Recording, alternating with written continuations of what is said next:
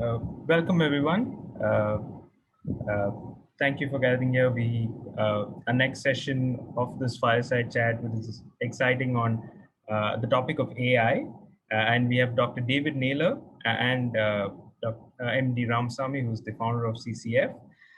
We're eager to hear from Dr. Naylor, who has an unparalleled understanding on AI and how it has been improving customer service over the years, and how we can use AI to indeed improve the services that we give customers today. So today our conversations are going to feature around building consistent customer experiences using AI and the multiple channels through which we can use them. And also, interestingly, the data collected at various touch points today in contact centers and how it's possibly impacting business outcomes. Uh, with that, a quick introduction to Dr. Naylor. He's the founder of Humanotics and is on a mission to demystify artificial intelligence, and has spent over the last 25 years helping clients to build this through cutting edge technology and implementing these on contact centers. He's passionate about AI and educating clients on what it can deliver and what the value it is, possibly to them and possibly to the business. And his approach has always been people and not technology, and that's something very, very interesting. uh, he's like I said, he is the founder of Humanotics, but he runs two businesses. Humanotics works with organizations to build smarter contact centers with a seamless human digital workforce. It combines talent search solutions with cutting edge technology applications built around conversational AI, quality management, customer intelligence, and robotic process automation. He also spends time at Kai Conversations, the world's first facial speech uh, text analytics for B2B customer service, sales and marketing via video interactions. So Dr. David has gained his PhD in artificial intelligence, which is actually a pretty cool fact. And this he did so in 1995 before we even knew about AI. I was probably way too young to even know what AI is. So that's pretty cool. So welcome, Dr. David, to this session. Thank you, and it's great to be here. Thank you. And of course, we have our host for the day, MD Ramasamy. He is the founder of CCOF, and he has been a veteran in this industry for the past 32 years. He's also an entrepreneur for the last 18 years. He's a IIT Madras, Michigan State University, and Stanford Business School alum. And he was one of the first, managing directors of Dell in India. And of course, needless to say, he's been a pioneer of the contact center industry in the country. So with that, I will hand it over to MD to take this session. Thank you, Renan, and welcome, David. It's very nice to have you here. Thank you for making the time. Thank you, Renan, for those introductions as well. A quick reminder to everybody on the show today, if you have any questions, please post them in the Q&A box. Renan and I will monitor them and ask David those questions. So remember the Q&A box and not the chat box. You can post your question at any time. David and I are going to have a chat, and then in between we could ask some of your questions, or we can ask your questions at the end of our chat as well. So David, interesting topic, AI in customer service. But before we get into that, I would take you back right to the beginning. Your doctorate, your PhD. I don't think I have come across any PhD in customer operations. In fact, you're probably the first and the only person I have interacted with that kind of a background. So how did it happen? What was the motivation behind it? And most importantly, how useful has it been? Yeah, well, okay, great question, Andy. I look back over almost 30 years now since I started the PhD, and think about sort of how things might have been different if I'd stayed in research, having chosen to do the PhD. I think I was enticed by the idea of staying at university a little bit longer at the time. And that's probably what drew me to doing the PhD. But it was working with British Telecom at that point. So it was a very much a practical sort of piece of research, which I think is always sort of much more interesting to do. And so we were really sort of in the early days of applying AI, well, neural networks, as we were sort of talking about it in those days, sort of the engine that sits underneath the engine of that we train as part of what you classify as a AI project today. And when people talk about AI, so many different things that fall into that bucket.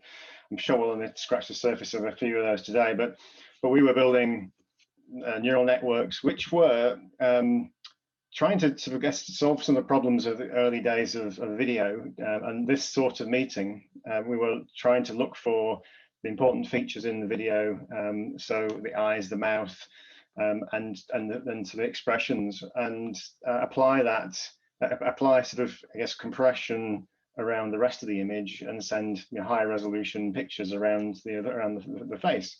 So it was research that I guess contributed in some way to where we are today, I hope. But I've come full circle in that respect, in that I'm now running a business in Kai, where we are applying the not just identification of features in faces, but understanding of the behaviors, or sort of the thoughts, the expressions, and what's actually is someone thinking about as they're watching a video, as everyone's doing now. So, but don't worry, we're not analysing sort of your responses today. So I guess it's always been about sort of applying things practically, and that at the time I sort of wanted to sort of do something that felt really practical, and I think AI was in such an infant stage at that point, really, that I thought, actually, let's go out into the real world and see how the analytical skills that I built up sort of through that phase of research could be applied into sort of practical business solutions. Exactly. It was just in universities in those days. We are talking about the 90s, so it was in universities. So since then, what has happened? I know you wanted to apply it practically, but how has it really helped you? Let me put it this way: if you did not have a PhD, would it have made a difference to you? Yeah, I think the analytical thinking skills that I got from that have helped me through my career, in having spent sort of most of that career then in customer operations. The question that clients ask is we need to understand why our customers are calling us, and how do we bring our data together to do that. So my sort of career is very much focused on helping businesses to understand what's going on, and applying technology to help them sort of improve the service that they're delivering. So an analytical mind, I suppose, is what I bring to that, and that's really I guess what led me into running speech analytics solutions for a number of years, and implementing those with clients. And the challenge with this sort of technology is that it's got so many uses and so many applications that knowing what to use it for is really important, because and how to use it properly. So the thing today that I get from work back 30 years ago is that when customers say we need to do AI, then I understand what the capability is, how the technology works, and my first response is, well, why? What's the problem you're trying to solve? And we can then decide whether AI is the right thing. So it's helped me sort of in that respect, I think, to decide that if the hype of AI is just taken over somebody's on the board of a business, we must do AI. Is that the right thing? Or is it that we should be applying some simpler technologies to solve the problem in a much simpler way? Yeah, sure. I mean, AI is like the flavor of the season these days. Everybody wants to insert that word AI, to feel good about it. But before we really talk about specific AI, David wanted to talk a little bit about data. Now, we know that call centers, customer operations collect tons of data. In your opinion, how much useful data is there really among all the data which is collected? And how much data gets used? I know it's a general question, but you can. Yeah. In my experience, that the response is that we've gone from not having enough data to not knowing if we've got the right data now. So there is so much data that's sitting in organizations now that it's still quite disjointed, and so I think in most organizations it might be in the wrong formats. It might just been collected in the wrong way. So actually, there's some important bits have been missed, and it's a really important exercise to just try and stop yourself from just gathering data for the sake of it these days. And a lot of organizations have gone through in the recent years that process of putting in place sort of chief information officers, to try and sort of sort out the architectures within their business. And the trouble is that it's a difficult role, because the value of the data in itself is not understood until you can surface it in some sort of way that can be used. So you can spend a lot of money sorting out your data to try and put it into some sort of structure that, first of all, meets sort of regulation, because a lot of that data needs to be secured. So there's that aspect of it, as well as surfacing it in the right way to people so that right people can have access to it.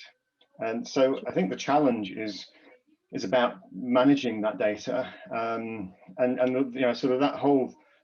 There's got to be sort of two sides to this. There's got to be sort of the infrastructural piece of putting in place the right infrastructure, and then there's the experimentation piece where you've got access to data very quickly that you can sort of test and see what you can do with it to work out how valuable it actually is. And the two don't necessarily work very well together. And I think that's where we are today with the data that we've got. And that's not getting any easier, because we're putting in more channels and we're gathering more data all the time. So consolidating it in a data warehouse, or putting it into the cloud, there's plenty of services to do these things. That's just the first step. It's then we've got to then mine it properly. Yeah, you did say that we have gone from a time when we had no data till a time where we have a lot of data. But when you go into companies, to solve problems, do you still come across situations where they haven't collected the data that they should, even in these days when they collect so much data? Yes, I do. And there's what do they typically miss out? Different sort of. Sorry, what do they typically miss out? I think it's thinking about the ability to link data probably more than actually missing out data. So the customer journey, the bit that's missing is how you link the data across the customer journey. And it's easy to say that sort of now, because you're not in the middle of an operation, but it's much harder to do in practice.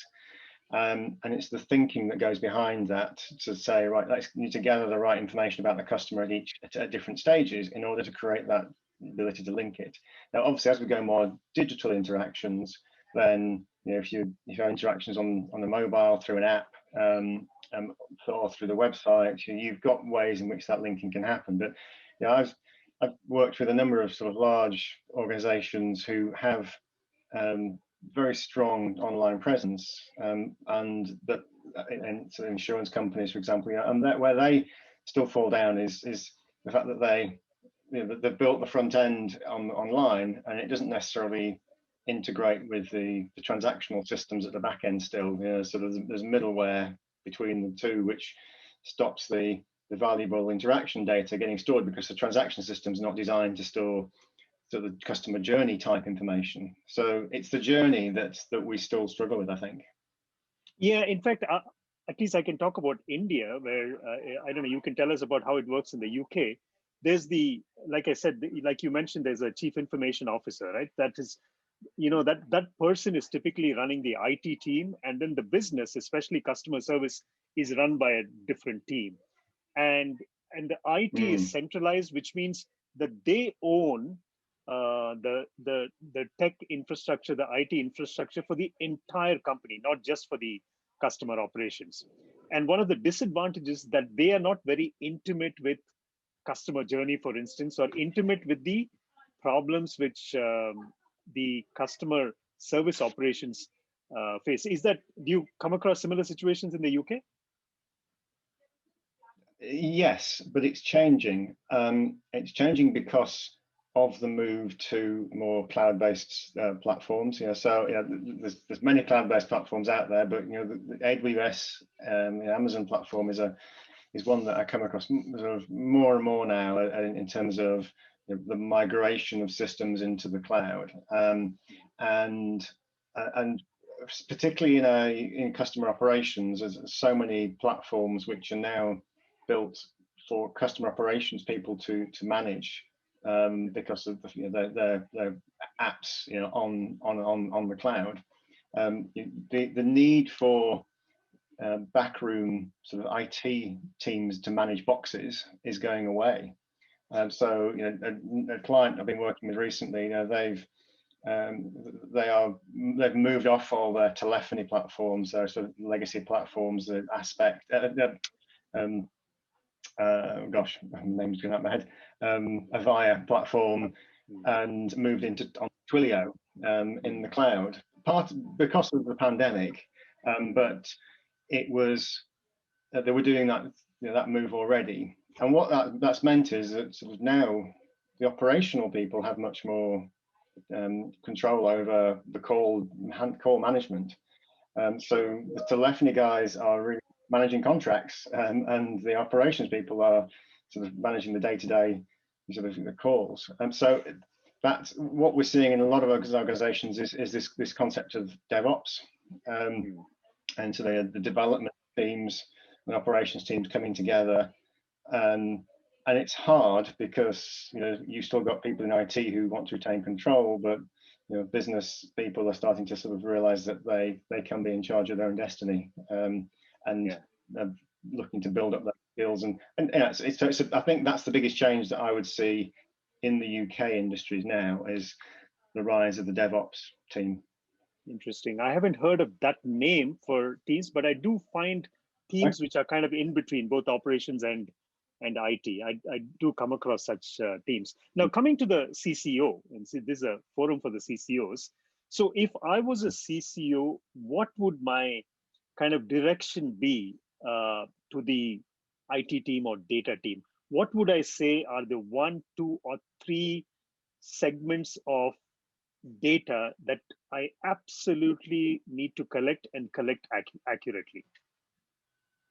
I mean, clearly, the customer interaction data, is key. So all the channels that the customers are touching us on, we need to have a clear record of that. So whether that's a mobile app or the web, or the phone, and so that's just the basic data, as we talked about, in terms of the journey, and the thing is to think about how you can link those up. So that really is the core piece from my perspective. But linking that then to customer satisfaction data again is I think is critical. And so wherever you're surveying customers or getting the feedback, being able to link it back to the journey that they've been on is important. Because at the end of the day, you can ask whatever questions you want in a customer survey. The customer will tell you what they are thinking about and ignore the question, and it will be to do with what happened with that particular rep, or what happened on the website sort of a long time before you spoke to the rep in the contact center, but you're still venting about something that may not have been to do with that interaction. So you need to be able to understand sort of what went on and why something went wrong potentially. So those, I don't think those things have changed in the last sort of few years really. I think we're still struggling to get those bits of data together. and be able to then tie that into impact on the bottom line. Yeah, so how do we sort of see the impact of customer journeys on revenue and on on that cost? Yeah, and for that, the CCO also requires a good kind of data team or data analyst team. Do you see that happening more often? And if so, what kind of skills do you think are required for the CCO to bring into his or her organization? So yes, definitely seeing it more and more. We've moved on from someone who is good at Excel. I think it's still useful in certain contexts to have those people around, but because of the complexity of the data today, without getting into sort of the whole thing of data lakes and managing sort of IT data infrastructure from an operational perspective, you need people who can use tools like Power BI or Tableau, because those are the sort of platforms that you need to be bringing that data into in order to make sense of what's happening, because it's coming from so many different sources, and be able to, and people who can have business skills in order to create dashboards that are meaningful. I think that we still have the problem of information's there, so we'll create a graph and present it, but it's how you go from that to the so what. So the skill of an analyst who can relate it to the business problem is key here. So there's data analysts who can work Power BI. There's it's sort of insight analysts, I suppose, for want of a better term, who can produce sort of the insight to help you make decisions on. So and is that? Sorry, go ahead. Finish. Yeah. Sorry. And I think we talk about the data scientists as well. So the data scientist role is more about sort of taking the data and looking for patterns in that data, so that you can predict what to do next. And that's a separate role to the information sort of I guess the data engineer who is manipulating, and that's a difficult role as well, which is underestimated, is all this data and all the different sources. How do you bring it together? How do you transform it, make it meaningful, and make it all align? That's that data scientist, that data engineer, and then that insight analyst are probably the three key roles. So how does it work? I know people who are kind of specialized in data science and data engineering and so on. So what's the kind of marching order to them, or what's the direction to them? Does the CCO need to give a specific problem statement so that they can go work on it with data, or can they do it without a problem? I mean, how does it work really? Yeah, I think there's too many places to get lost in data if we don't have a clear problem statement. So I would certainly be saying, what's the problem we're trying to solve here before we start diving into data, and that's I suppose that's the challenge that a good analyst can solve, is that they're close enough to the business to be able to see what the data can provide, and also the challenge that the CCO has got. So I think that's if the analyst is too much just focused on producing great charts and great data, but doesn't actually link that to a problem, then it's pointless. It's throwing money away. Yeah, absolutely. I think this is a key statement you've made, that the analyst needs to be close enough to the business to actually identify the problem statements, even without the CCO having to call it out. I think that's good. So that's data. Now let's build on it and talk specific about AI. So very broad question. In the entire customer journey and on the operation side of things as well, what are all the areas where you think AI finds a use today? That's a very broad question, Andy. Very broad. We'll narrow down based on your answer. Yeah. Okay. Well, so I think there's two areas that I sort of think about when I think about sort of the application of AI within this space. And there's problems that require you to predict something, and then there are problems or there are applications where you need to manage interactions. So the prediction side is, you can be anything from sort of predicting call volumes, predicting next best action, predicting sort of propensity to buy, so all sorts of next steps with customers that can help you to improve the service you deliver, manage fraud, manage risk, and as long as you can produce some data that you can help you to build that model, then you can build something that can predict, forecast, or help to categorize customers as high risk, low risk, whatever it is. So it's prediction and categorization, I suppose, of taking some data to solve a problem. So there's endless applications of that. It all comes down to being clear on the problem, and asking the question of, actually, is AI building a machine learning model is not necessarily the only solution. There's lots of different ways to sort of predict and forecast data, regression analysis, and all sorts of other sort of wonderful statistical tools. So you can spend a lot of time building a model for very little gain over sort of a simpler approach. But that's a decision that you need to make when you understand the data you've got and the complexity of trying to model it in other ways. And so, it could be the right approach, or it may not. So there's a lot of areas to explore there.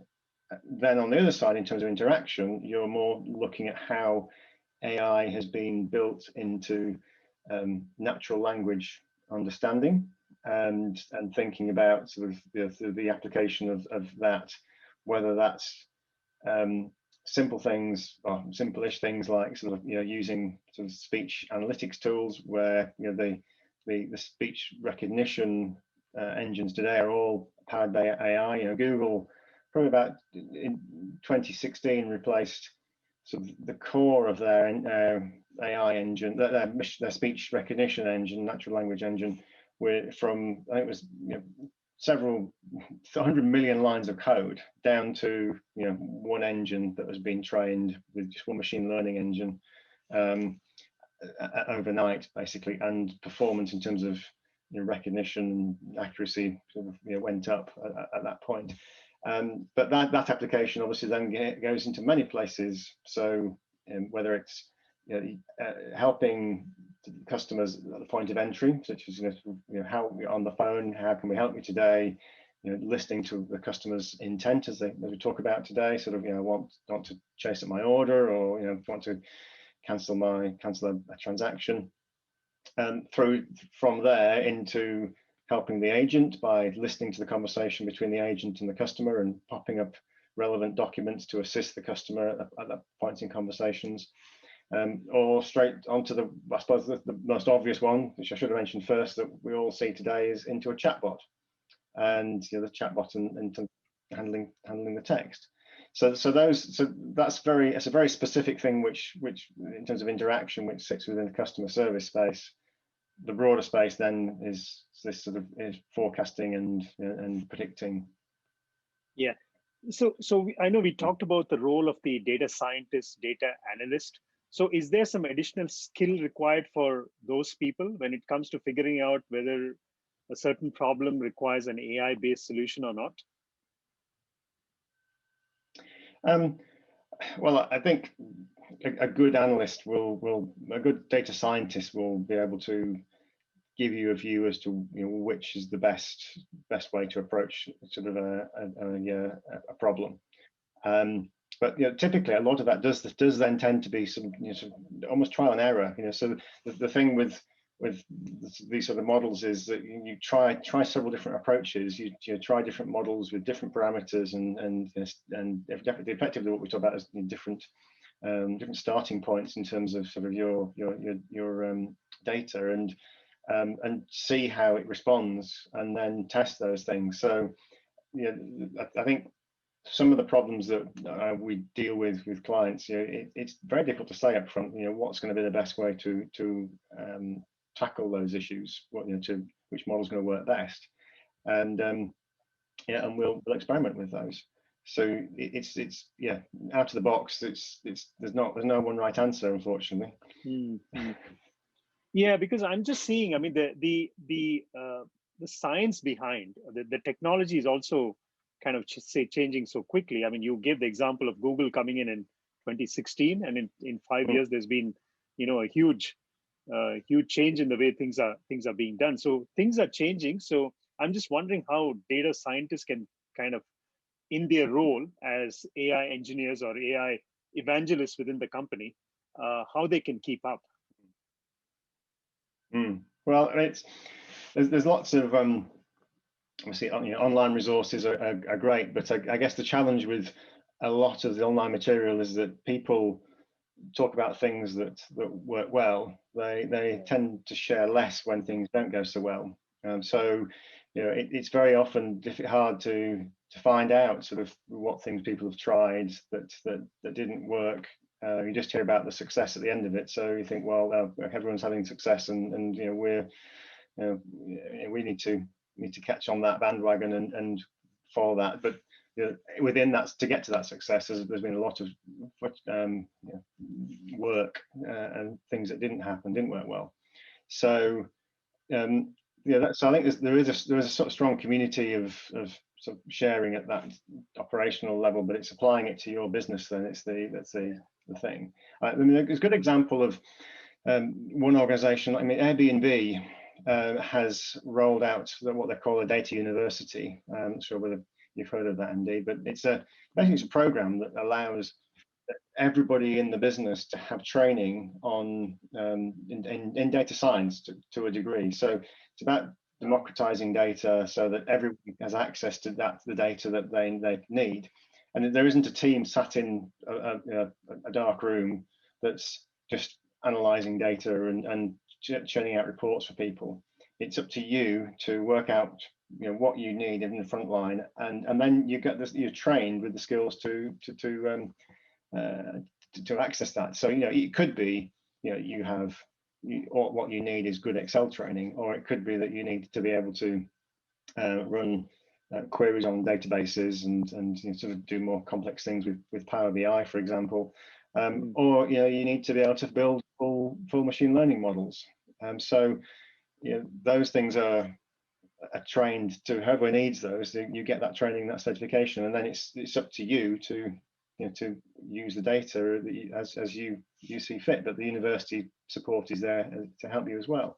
And the other side of all this is also that as we're now maturing a bit more in the likes in sort of the areas of automated machine learning, a lot of the pressure of early stage testing of these models for anything we used all the time, for example. So we've been building a model for analyzing customer tone, so listening to conversations, and then in the words that are being said, what is it? Is the tone positive or and confident, or is it tentative?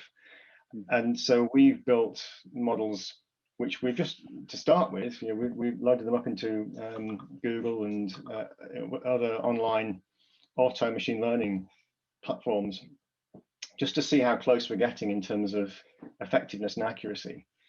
So and those models, those will test all sorts of different models for you. You don't have to know what's going on behind it, but it just gives you a view of, is your data good enough to do something without a lot of investment of time and effort.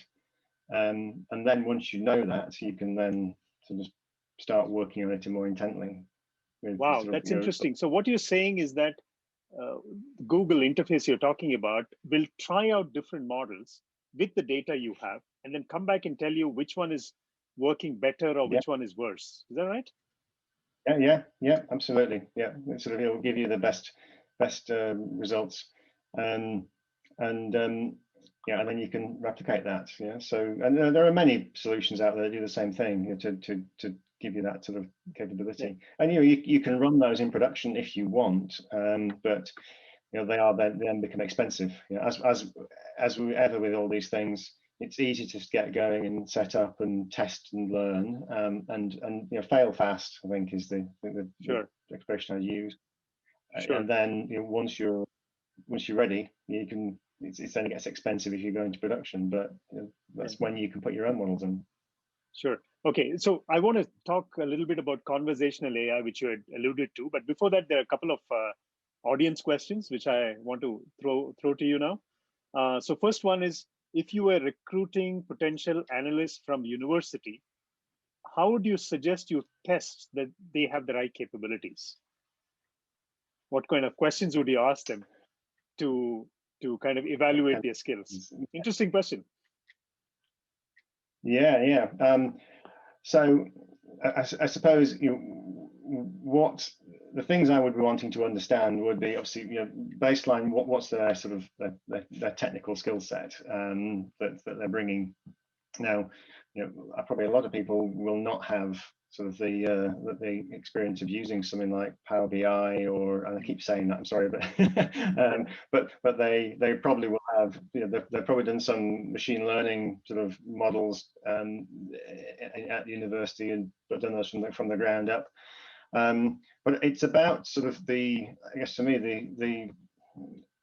the inquisitive mind. So the ability the desire to learn and take on new skill sets, because it doesn't move so fast that you need to make sure that people are keeping up with what's happening in terms of the tools, technologies, etc., and sort of machine learning progression.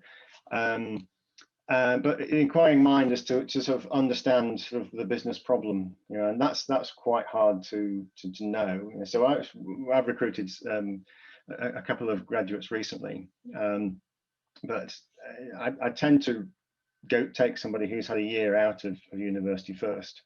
But what we're looking for there is someone who will stop and ask the questions of, well, what are you trying to achieve, before they just run off and build something for you, because that's not saying the easy bit, but it's often stops you from having to rebuild it 3 or 4 times to get the right data, the right output. So you did mention Excel at some time. Do you think Excel Excel skills is prerequisite for many of these people? At least they will be able to demonstrate use of data. I mean, absolutely. I mean, sort of basic sort of analytical Excel skills are a prerequisite. Sort of fast thinking, numerical skills, really important. And I mean, the Excel, the Visual Basic sort of built into Excel is still a good grounding in terms of building queries for databases and things like that. And I often take information out of the business insights tool and go back to Excel, because I find it easier to create something in Excel and then put it back into the database. So I think that's it has a place, definitely. But it's about sort of what in terms of skill sets. People just need to be not too deep in the technology, but deep enough to want to learn more and understand the application. So someone who's applied done a project where they applied technology to solve a real world problem would be someone I'd want to talk to. Yeah, this is a related question, but looking at people in the university itself. So the question is, what would you advise students to experience or study or practice while at the university to build these capabilities, assuming the university itself is not training them in this? And this question, I mean, can apply to, I think, youngsters in companies as well, who are not directly related with data or not directly working in this area. Yeah, no, exactly. Yeah, nice to see you on there, Peter. Thanks for the question. So what would you advise to study? I think there's, certainly understanding more about sort of databases and sort of how information is structured is important as a base analytical skills. I think from a business skill set perspective, that's and any sort of languages in that relate to machine learning type applications, like things like Python. If you're programmers, sort of understanding Python is really important. And sort of things like R. There's I mean, don't want to get too technical here, but that's sort of quite baseline sort of data science type capabilities. But I think then sort of there are a number of customer service type sort of modules that people can study these days, I think, as well. I think it's things like that where you can sort of look at sort of understanding sort of operation management and things like that, whether it's in customer service or not. Sort of anything you can pick up about how operations work, how you measure and manage operations, I'd say, is a really important business skill that doesn't just apply to contact centers, but applies across sort of whole organizations. Okay, sure. So now let me come to conversational AI. I know you talked about it at the beginning, and you're doing some work in it as well. So tell us about chat-based conversations and voice-based conversations. How does a CCO think about this in terms of what do I use, where, when, which is easy, which is more foolproof? How does one think about it? Because there are technologies available for both. So, yeah, so I sort of think about the problem as I talk about it as conversational analysis or conversational AI type solutions. The ability to understand speech is not that hard now. I mean, yes, you sometimes struggle with transcription with poor audio, but you can get pretty good sort of analysis. So voice recognition, speech analytics, while in themselves are established technologies, it's the conversational analysis that's the more important thing from a customer operation. And by that I mean, I guess, the end-to-end conversation that you have with somebody, which it may not just be sort of one phone call or one email, but there's a series of interactions, and it's what was said in each of those conversations and how do they relate to the next one and the last one, and the outcome that the customer sort of finally gets. And I think that's taking the very big picture here. So when you get that data, it all ends up back in text. So you've got a sequence of text conversations, which might be one-sided. It might be just an email that comes in, which you then maybe respond to again, or it might be a proper two-way conversation on chat, or on the phone. And so the understanding of that conversation is still really, really hard to do. And so even if you just take a single phone call and think about what goes on in that call, the engines today will tell you what was said and where, and it could tell you what are the keywords that were mentioned. If you build the engine properly with sort of machine learning, you can find out what topics were discussed through that call. But the questions like, was it a good call? Did it solve the customer's problem? Did the agent show empathy? Did the customer's objections get handled well? Those things are still very hard to do. And so we're very much at that position where I think there's lots of technologies which have become well established for now. So sentiment analysis is one that I talk about a lot. And it's not very good.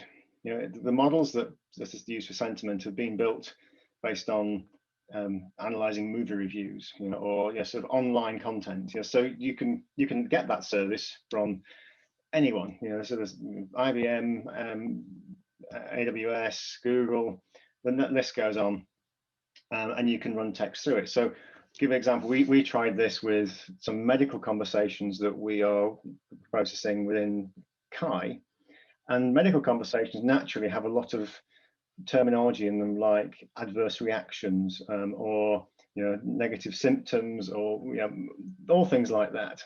So instantly the sentiment is scored low, which is not, that's not the case. It's a discussion about medical events, and so you've got to have your models trained for your types of conversations, and that's what we haven't got at the moment. You can do that to a certain degree as you build up a library of recorded information, but you need to go through and spend a lot of time labeling it and tagging it and telling the machine learning engine what this data is about and whether it's good or bad or whatever. But the basic test for these types of questions, as I went through there, of was it a good call? Was it, hey, what were the objections that were handled? Were they handled well?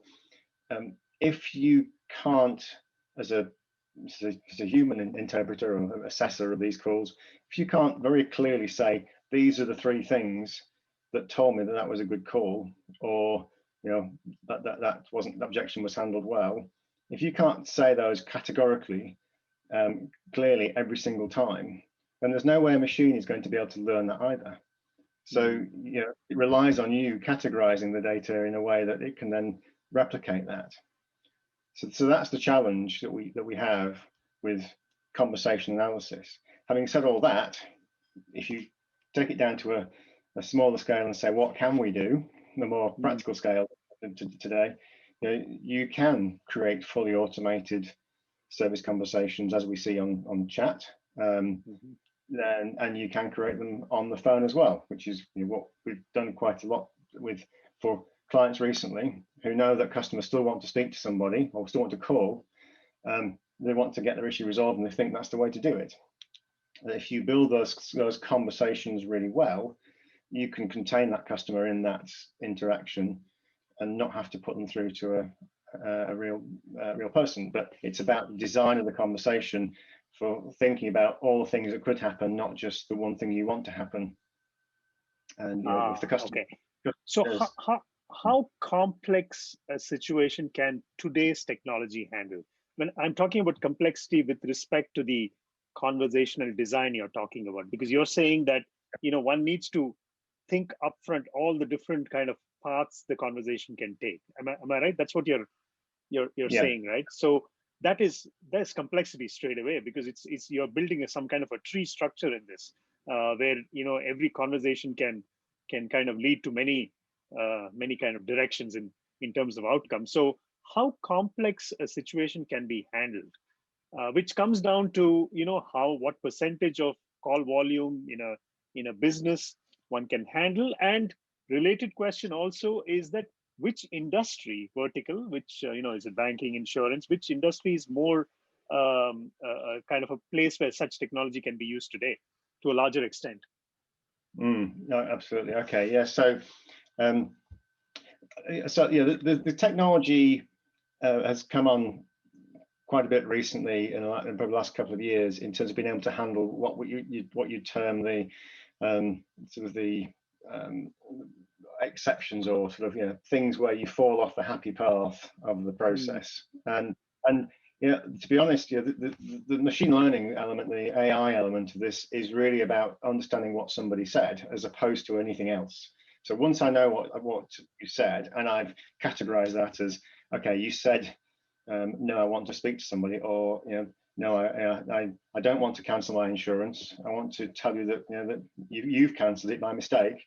Sort of once you know what's being said, you can then kick off the process to go down the flow. So it's a structured, logical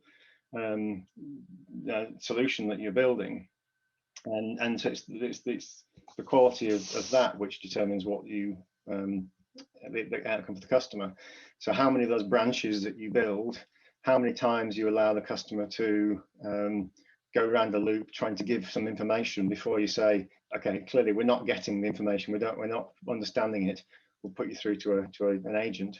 Those things need to be thought about and designed in. And there is the ability for example, doing a restaurant booking. There's technology today which will allow you, sort of take you through that process of doing the restaurant booking. But at any point you could say, oh, can you tell me, is there a car park? And that's the sort of question which isn't related to the flow, but it can be answered, and then you can come back to the flow. So handling those contexts, those bits of context where customers do just what they do, and say things when they're thinking about things, is really important. And it's the technology is getting better at doing that, but it's about you as a designer building that in so that you're handling these things in a smooth way. And so some solutions are really good. Some solutions are sort of a little bit harder to use to do that. But so in terms of application, then in terms of so what can you expect if you do it well? You should be looking at if we're putting this on the phone channel, applications I'm seeing are containing up to 30% of self-service contact in the channel, rather than having to push it across to an agent. Depends on sort of where you are as an organization as to how much automation you've already got, but you should be looking at 30% sort of capture of phone calls and resolution at least when done well. Oh, that's pretty cool. 30% is a good place to be, for starters. And which do you have any opinion on the kind of industry which is more amenable to this kind of technology? I mean, I think the higher volume, sort of simpler conversations, interactions are really work very well here. So yes, the one that comes up a lot from my perspective is the retail industry. Sort of the question of where's my order. So working with retailers right now who have a lot of those questions. So they, sort of one retailer sort of put on that particular type of contact, managed to, on day one, reduce 60% of contacts through to agents from customers chasing their order. So there's always the big simple type interactions. Banking, again, sort of some simple transactions in banking and financial services. So one insurance client that we've been working with, they put in sort of the ability to cancel your order, cancel your insurance, because particularly with car insurance, when people are in renewal and they ring to cancel, they've already sort of cancelled, and they've already bought new insurance, and the value of wasting time as an agent trying to a lower price is just not there. So they're implemented that as a, let's just save on the cost, because we know it's not worth it. So we tend to work with organizations to look at the value of each interaction to them and to the customer, and decide which ones are ones that are worth got enough sufficient volume, and we can describe the process quite clearly, and there's not too many exceptions that mean that 50% of the customers are going to drop out, because they haven't got a direct debit. They're customers who pay annually or something like that, and therefore we can't do them automatically. Sure. And what about technical support? I suppose that involves probing and some kind of troubleshooting involved in it. How much of conversational technology can be applied over there? Is there opportunity at all? Yeah, there's definitely opportunity, and I think it's probably one of the areas where businesses who've done this well have actually made some significant sort of savings in terms of handling things like sort of people ringing up for password resets, which still happen, and being able to service those with a bot. And that's really good application of that sort of solution. But there is also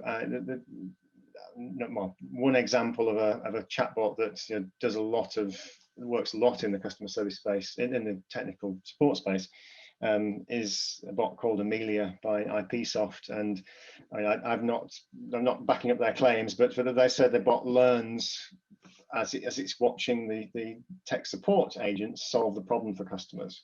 Now, that learning is capturing what the agent does and then pushing that into a back-end process where somebody else says, yeah, that was the right thing to do. So next time the customer rings up with that particular problem, the bot can help them, or not actually rings up, but goes on the chat. The bot can help them to try and resolve it with the same steps.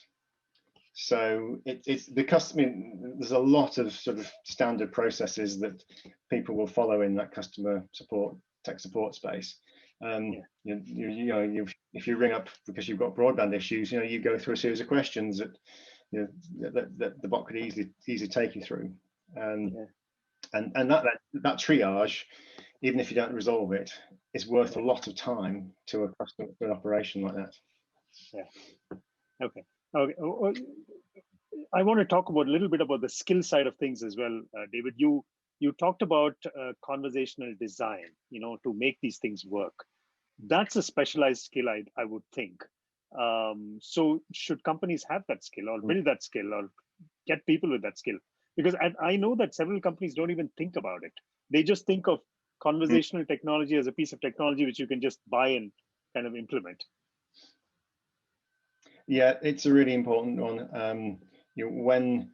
When we do conversational design for a client, for a bot, we will typically have a workshop for several days, potentially workshops, depending on how much work we're doing, but how many journeys we're trying to map out, where we'll literally have two people sitting in a room back to back on chairs and having the conversation. One's the bot, one's the customer. So you're thinking about sort of your conversation that you're doing, and this is our team have been trained by sort of Google in the way that they do conversation design for their apps, this is the standard process where your bot needs to have a personality. What are the words and things that the bot would say as your brand? So you have to think about those things and think about the customer, the situation. What's the customer doing when they're interacting with your bot? What are they going to be? Are they sort of typically at work? Are they sort of out in the car? Or and that can vary. But you need to think about all those different scenarios and try and role play those and see how it would go. Sort of the customer may not have the information that they need at hand, or they've only got one bit of information and not the right one. So how do you contain that customer in that journey? That's a real important skill, and you can guarantee that you'll design it and you will take it live and it will fall flat pretty quickly unless you have done this work. Sure. And when you do take it live, it's then releasing it slowly to customers and continually monitoring that. So the skill, that role, there's a role just to do the design, but there's a role, and that's sort of understanding customer behavior, and there's a role to manage the bot. And this is one of the new digital workforce roles that we help clients to recruit. Someone whose job is in the same way as you'd manage a team in a contact center for quality and operational support around issues. You need someone who manages the bots and optimizes the bots, and that should be a full-time job, because you've got a lot of conversations going through those bots, and you've got to have that skill set there. So if you haven't got that skill set, you need to bring in the experts to do that. Sure, fascinating. Okay, we got 3 minutes, David, and one last question, and it's a question from Peter again. So this question is: you started in video sentiment recognition. What do you think are today's ethical questions about the use of this technology? Yes. I mean, we are at a stage where there are a lot of unethical applications being developed out of different countries, and we hear a lot from the US-based tech giants about sort of things that they will and won't do. So I think Amazon said they won't support police forces using their video recognition platforms.